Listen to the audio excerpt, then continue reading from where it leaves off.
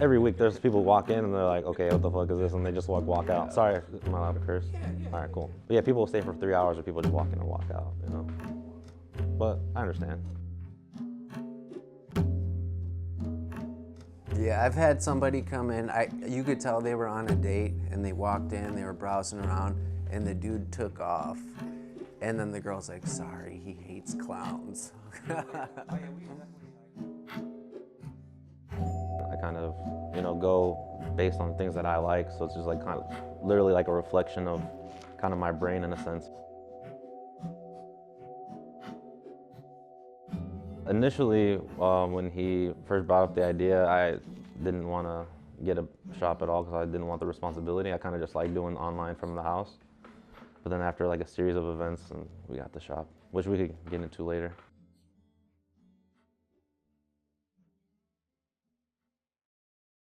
Yeah, I'm Joseph Gonzalez, and I run Sad Heart Vintage.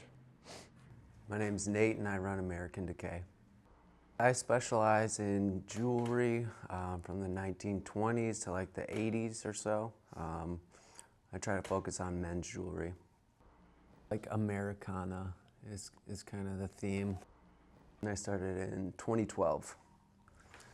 I did Etsy first, and I did that for a little bit, and then I think in 2015 I made my Instagram account and just been going from there. I started March 2021. The story behind my name is that I actually just had the drawing of the logo, so I just came up with a name around that. There's not really any kind of deep meaning. Yeah, and for American Decay, yeah, there wasn't really any aha moment. It just, yeah, it worked. It worked.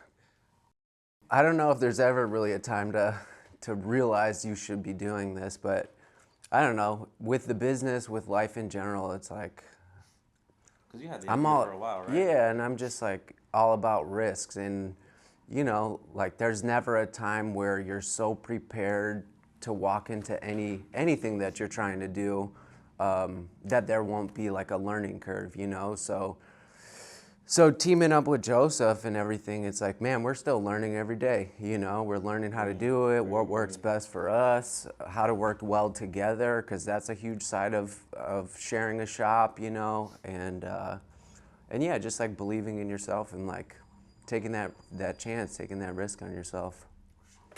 Yeah, I mean, it's something I've been thinking about for a couple of years, but yeah, like the responsibility part, it's a lot of work, you know? It's a lot of work to like maintain, and it's like having a real job, you know? Yeah. Yeah, and yeah, it's something I was thinking about for myself, but like it's a big risk for one person to do. And, you know, I met Joseph and saw what he was doing, and it just like clicked. Like if I'm gonna do it, it would be with this dude, and if not, then I'm cool, you know? So it worked out. The weekend before that, I traded him some masks for a ring, because I never wore jewelry before. And so that was kind of important, I think, because it like clicked in my head. I'm like, oh, this is cool. Like people wear jewelry. Like, no, you know when you're not interested in something, so you don't understand how other people are. And then I was like, oh shit, like people wear jewelry. So that was cool. And then I liked rings, so I hit him up to get some more. And then I went to his house, and that's when he brought up the idea. And when he brought it up, literally 0% of me wanted to do it. I was like, because I was working like 60 hours a week previously at my other job. Like I would have been there like 9 years if I stayed like another month. So I was just like living the, you know, kind of like free life, just doing whatever I want. But then in November, I had there was an apartment fire in my building, like on the roof. Like my stuff was cool, but we had to vacate the building. So I had like a couple grand from that, and I hit him up. It was like a Thursday that happened. I hit him up Friday. I'm like, yo, you still want to do that idea? And then we were touring this place that Sunday. So like everything happened like super fast. I don't know, it's funny because people always say that we're like really different, but I think we're like mentally pretty like on the same like level. But like I feel like we get along pretty well. But like a lot of my friends or family like, oh, that's your partner? Like I guess we're pretty different, you know?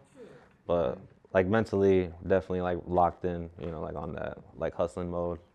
Yeah, just like the way that we approach life and like our drives and motives towards things are super similar, that I feel like not a lot of people I've met have had that. just like that constant drive to like, just like the constant searching. Not everybody has it, but when you find somebody that like thinks in that way, you do kind of like lock in. Because like when you have someone around you who's like putting in work, it makes you want to put in work. Looks green guy. It's cool. Like Italian clowns. People love them. I fucking hate them. Mickey Watch. Oh, slash spot. What are you asking for this one? So $2. Everything? Yeah, Alright, $2. I'll do these two. Carry heels for $4. You gotta change for a 10? Yeah. Or you know what? I got $5 right now. Thanks, sir. Thank you. How's it going? All right, you too. Thank you. Yeah, I think they're both Asian. Nice frames. Oh yeah, cool. Can't lose. Yeah, I'll take them. Cool.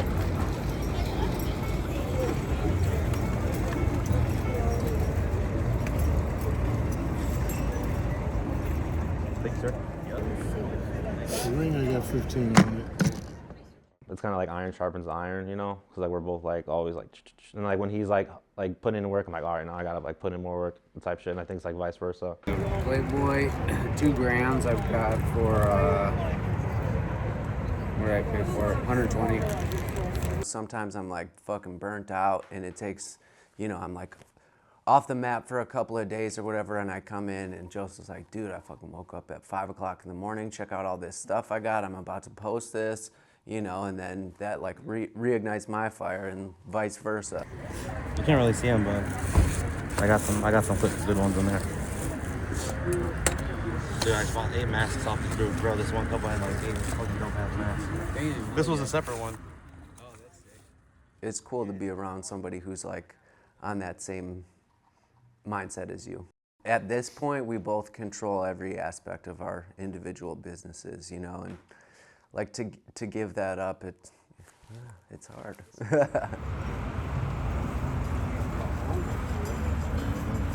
don't know. What is this?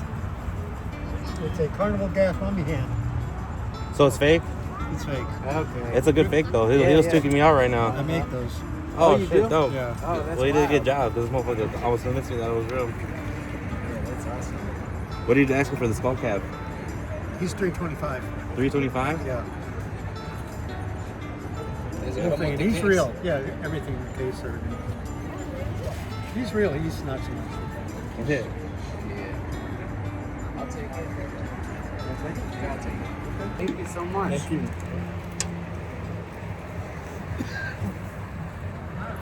I find those every day. Right? Damn, dude. I cannot believe I found this. Well, Joseph found this skull. I have one other skull at the shop, but they're like super rare, hard to find. I don't know if it'll ever be fully realized. Yeah, because it's like we'll find a new like huge statement piece and like we'll build up the wall around that, and then somebody comes and buys it, and then it's like, all right, now we got to shift and move, and which is so cool because it's like this shop is alive, you know. It's like constantly changing, not just like the way that we have it organized and set up and the displays and everything, but I mean, every week we're getting new stuff. Like we're basically orders, so I mean, you come in on a Thursday, by Saturday we'll have a bunch of new stuff.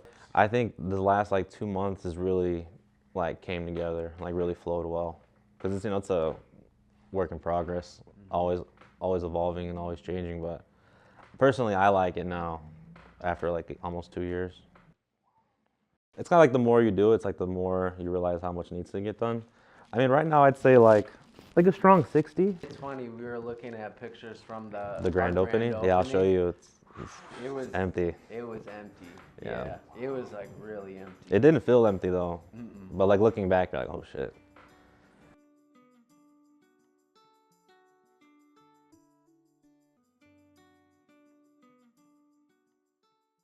I like just the people to feel like kind of just like a positive feeling when they come in. You know, it's like kind of fun stuff, interesting things to look at.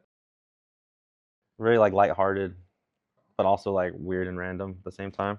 One of the first pieces I ever bought for myself, and it's still not for sale, is this little cowboy right here.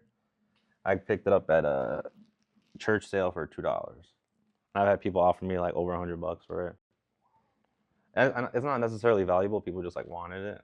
You know, so when things aren't for sale, it makes people want them more, I think. I do get some like older Mexican rings and some older like Asian rings, but for the most part, it's a lot of like Native American jewelry. And that white Balinese barong mask is also in my personal collection. That one's not for sale. I think the coolest part about all of these pieces, like they're so eclectic, but there is like a common thread that comes through with all of them, and like jewelry just connects like humanity, you know, like we were talking about earlier. Like every culture had some type of jewelry, you know, from I mean, it's still obviously a thing, but like thousands of years ago, like people were wearing jewelry, which is just so crazy to me. These are both from the Philippines, like a comedy tragedy. So you got like the one laughing and the one crying. These are for sale now, but I had them for a long time. This is some of my favorite masks, I think, in the shop. 1960s, it's an old native piece. And this is my favorite stone. It's actually petrified wood. So in my personal collection, I said before, I have like maybe 7 rings or so, and most of them my wife made, but the other ones that I won't let go are just like petrified wood pieces. The grand opening was pretty surprising. I think we had about, I mean, if I'm being like conservative, probably around 200, but it was probably closer to like 250, 300, which was like insane. I think we're both kind of like in awe from that. So that was, and I mean, honestly, just I think every day people coming into shop here is a surprise. You know, it's still not, you know, like it's not, I don't know how you could say, like I haven't gotten used to it yet. So it's like anytime someone comes in, I'm like, oh shit. Like people are coming here to buy shit, so it's so crazy. Yeah, it's super crazy. You know, it's like a Thursday, 12:05, and we have a customer. It's like, fuck, people do know we're doing something here. The best city to do this, and particularly, I mean, I've been, you know, the West Coast, and I've been on like Texas and other places, and I think it's a concentration of millions of people, but also a lot of interesting people that gravitate towards like this area. And so there's just, and the amount of things a human being can accumulate in a lifetime is insane. You know, I've been to real hoarder houses. We've both been to like real hoarder houses. Some people hoard junk, some people hoard cool stuff. And then also like the community, like the vintage community in Chicago is like really strong. Like everyone's cool, because I know it's not the same like that. Like I know on the West Coast and the East Coast, it's not like that. Like there's a lot of competition and like weird animosity shit, where Chicago's like a real big small city, so everyone's like real cool with each other. Yeah, it's nice to be like around like your peers in a way, just creatives just doing different things, you know, like not the norm. Yeah, Chicago's awesome. It's, you know, it's a big city, and there's so much inspiration around, you know. It's like he was saying, we do pop-ups all the time, and he goes to like these niche pop-ups. Skate night market he just did last night, you know. Last weekend I did like a country pop-up. So it's like all these different worlds like coming together, and like no matter where you come from or what you're into, like somebody will come in and find that piece. And that's cool from like the customer base, but also just like the inspiration, you know. We got music everywhere. You go a half hour outside of Chicago. I love riding horses. We were talking about that earlier. It's a half hour away, you know. Like there's the country music thing, there's like the rock and roll thing, like all this different stuff that, you know, I feel like is like the culmination of me as like an individual. It's all here.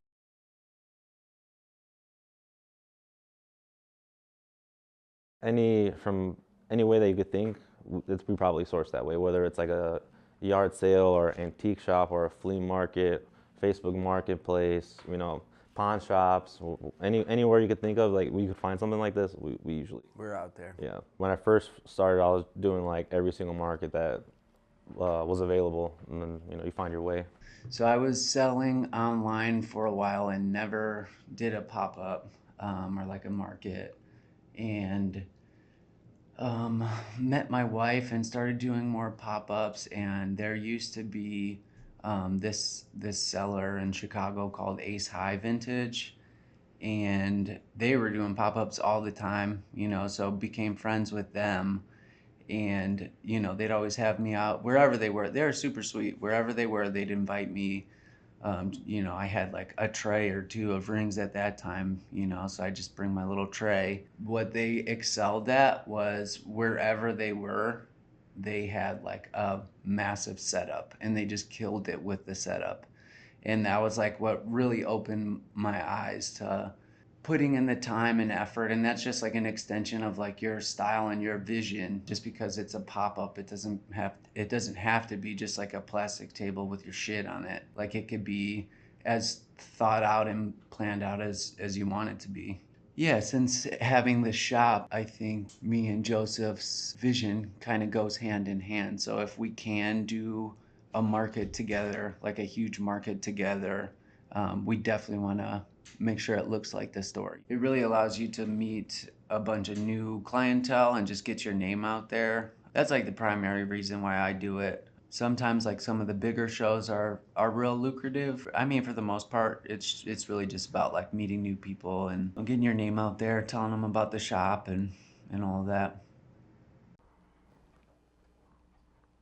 Obviously, the customers, we've been getting like a really good reception from the locals and stuff, so that's nice. It's like it's a big mix too. It's weird because, like, obviously a ton of local people come in, but every week people come in from random at like Canada or like Mexico or Brazil or California or wherever, like to come here, and it's like weird.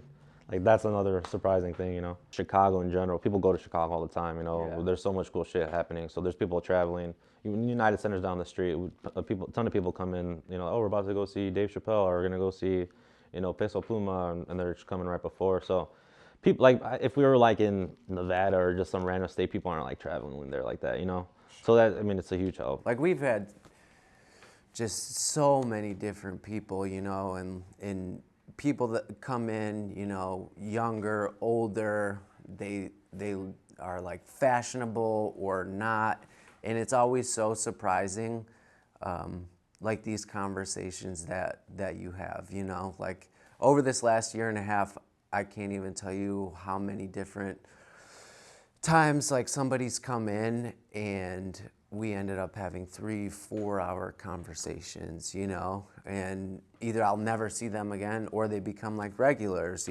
or there's a couple people that are in town on tour that stop in and are interested, or in town working and make it a point to stop in, not even to buy stuff, but just to say what's up, or like have lunch with me or whatever. People that have been like online acquaintances for 10 years or whatever are randomly in Chicago.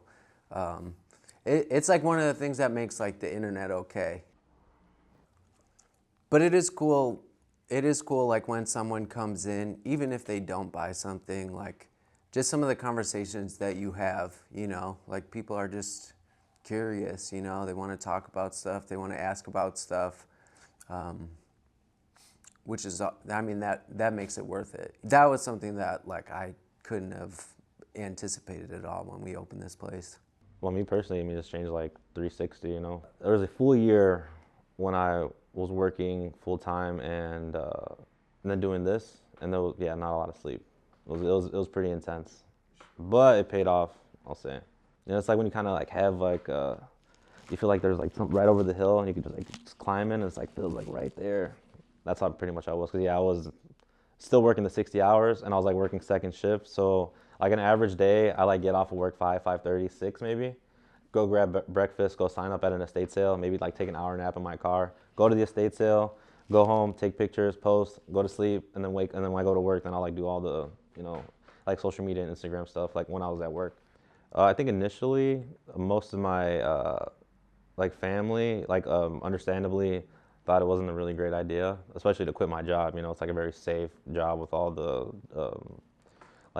insurance and all that good stuff, and then to do something that's like random as hell that really not a lot of people do at all. It's a very small percentage who do this. So they weren't super supportive. I understand why. And then once we kind of got the shop, and they at the grand opening, I think they were like, "What the fuck?" Like, they're like, oh, "Okay." They're like, "Something's going on here." So they're, they came around and stuff. But initially, they thought it was weird. And kind of similarly too, like my mom was like, I don't know, big risk, but but yeah, I just kept doing it. And yeah, along the way, like I said before, just like asking questions, it's like the worst when you're starting out with whatever it is and you're like asking someone and they're like a cool guy asshole about it, but that's fine. Those people are out there like in every area of life, but eventually you do meet people that are like-minded and you just like build each other up, and then it's super cool when somebody reaches out and asks me a question, like what a cool humbling experience, and yeah, I mean, people have always been there to help and support when I ask for it. So yeah, I feel like it's my job to do the same for other people too. And I think for identity, yeah, that's something like I think about a lot when it comes to like finding all this stuff that I want. I pass on a lot of stuff that doesn't represent what I'm trying to do. I think like over the years I've just kind of got like more integrity and kind of just like try to focus on what I'm trying to do and be authentic with what I can give people. I've been like sober now for 4 years, but yeah, it was like using heroin for, on and off for like over a decade or so. Yeah, and like, yeah, getting clean, getting off the drugs and stuff like that.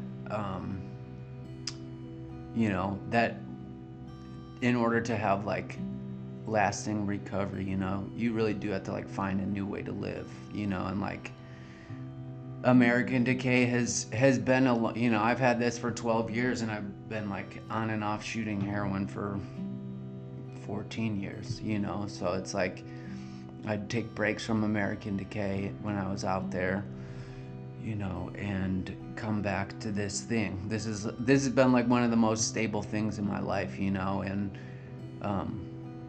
getting clean and like being able to like put my hands to work and being able to like have my passion like drive the way that I'm living, like that thrill of the hunt for this stuff. It like fills that thing inside that I don't know, maybe I was trying to fill. I don't know. But yeah, like it is funny like thinking about that, like how much American Decay has like been entwined in like the good times in my life and like the good times of my adult life, and to the point where it's at now, where I like support myself. I have like a family, and it's all through this, and like that's crazy because there was many years where I was like in abandoned buildings, like with a needle in my arm, so life is pretty crazy sometimes. Yeah, like all my friends and stuff are super supportive. But, I mean, when you tell your family you're gonna quit your job to sell clowns and dolls, they're gonna be weirded out by it, Personally, I collect clowns. I'm not sure what it is exactly. I mean, I think they're cool.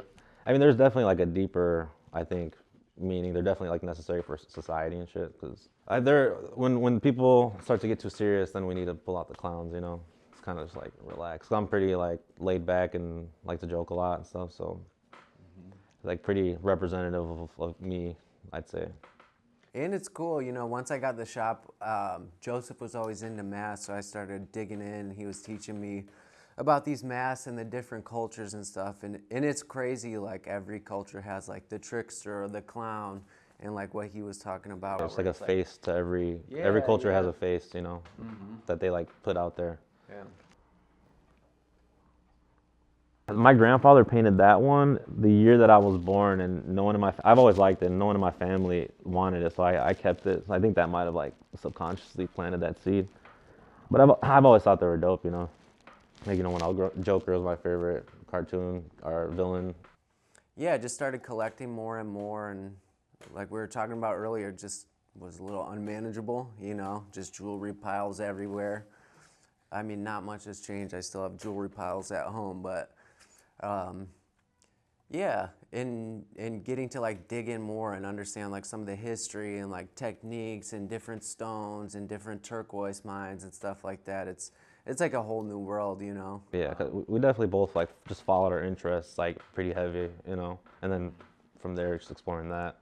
Because it's a lot of the stuff is like kind of shit that I wish I had already, like in my house. So now it's nice to be around it now.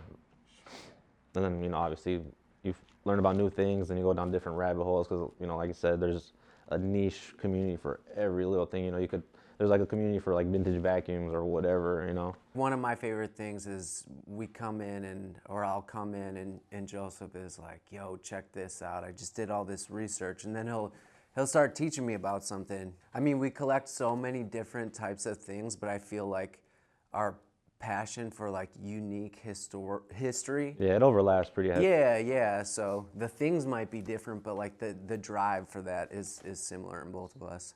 Yeah, because like I mean I know what turquoise is, but I didn't know any of those stones, and there's like what like 30 different stones maybe. I didn't know anything, and now I know like a ton. Like people come in here, I could actually like talk about it. Versus before, I didn't know anything. It just kind of wanted to be in something that I could make a living off of, that that you enjoy, you know. So like to be in a place where, like every time I come here, I just like being here. I like to be around this stuff, and it's like to make a living off that was like kind of the sweet spot. Yeah, and why not? You know, why not? But yeah, I mean, I love jewelry like that. That's what I specialize in. You know, I love it. Like it's been around forever. Like I've got this book where it's just like these old pictures of like skeletons just adorned in like gold and rubies and stuff from like thousands of years ago, or ancient Egyptians, you know. It's just like such a part of human culture. Like coming here and getting to touch it and play with it and like really think about like what went into making these pieces. It's like, I don't know, it just connects you to people in like such a different way, you know. It's so cool. And not wanting to work a regular job too. In that. Not wanting to do that. In that. Like, I always knew I knew that wasn't gonna be where I was gonna end up, and I knew I wouldn't be working a regular job. I just didn't know exactly what I'd be doing, and this kind of like, I mean, this wasn't even the plan to do this full time. The whole point of me doing this was to actually just work only 40 hours a week and then just chill, you know. And then it kind of like snowballed. Where we're at now, I'm pretty happy, you know, like where we're at, and it's still like, seems like we're still in the very early stages of a long journey, so it's pretty exciting. Oh yeah, damn it! I need to put a little bit lower. Fuck. I sometimes I'll leave them and it'll just eat at me. I'll just notice. I mean, it probably look fine too, but that's like 1 inch lower. We got it.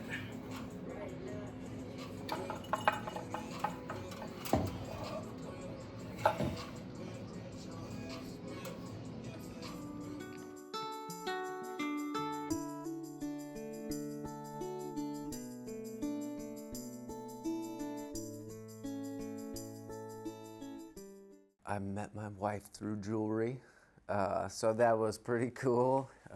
She's a silversmith, and I wanted to meet her. You know, I saw her on Instagram, and I wanted to meet her, so I just like slid into her DMs and was like, "Hey, can you fix these rings for me?" And she's like, "Yeah, sure."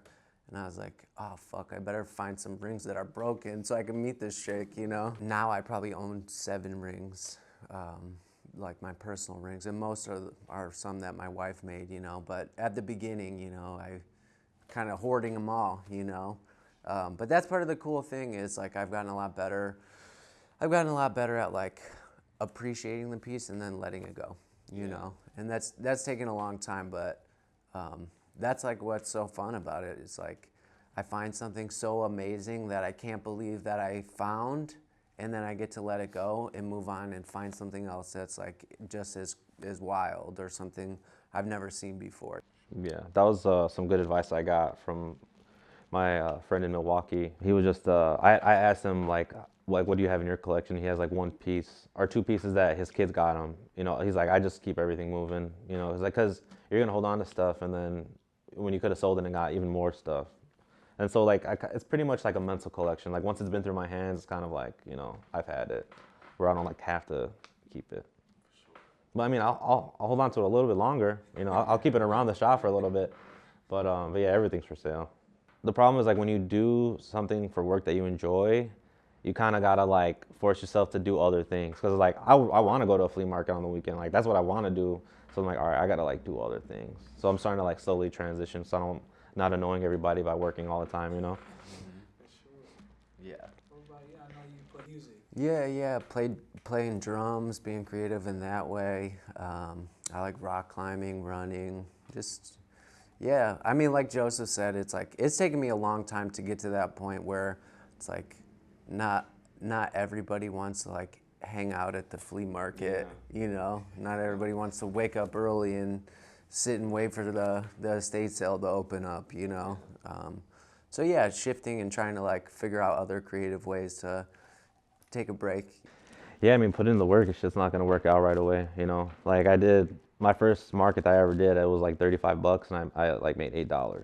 Although I only made $8, all the people that like came by my table were like really cool and interested in the things that I had. So that was, you know, that was a good sign. But put in the work. You know, just gotta like it applies to everything in life. You know, just gotta put in the work. When you're only bound by yourself, it's a little bit hard, I think. But I think it helps that we're both interested in what we do. But yeah, I think that's like the biggest advice is just like put in the work. Yeah, I mean, if there's somebody out there that's struggling, you know, I know it's like a dark and dark road, and seems like that will be forever, you know. Like there is hope, you know, there is hope, and you know, just like me, it's like I tried and tried and tried. I've been to a million rehabs and IOPs and outpatients and different like 12-step fellowships, and you know, tried a bunch of things, and like the last thing I tried is the one that worked, you know, and like I'm still clean, and like my life today isn't like so dark, you know, and life today is good, you know. Like I've got a lot of gratitude in my life for the things that I have, and I'm not running away from anything anymore. Now I've got like this passion for life where I'm like running towards things, you know, and like what a dramatic perspective change from the way I was like my whole entire life, you know. So if you're out there struggling, like there are things that you could do, and like reach out and tell somebody and ask for help, because there is people that in your life that are willing to help, and there is help available for everybody everywhere, you know. So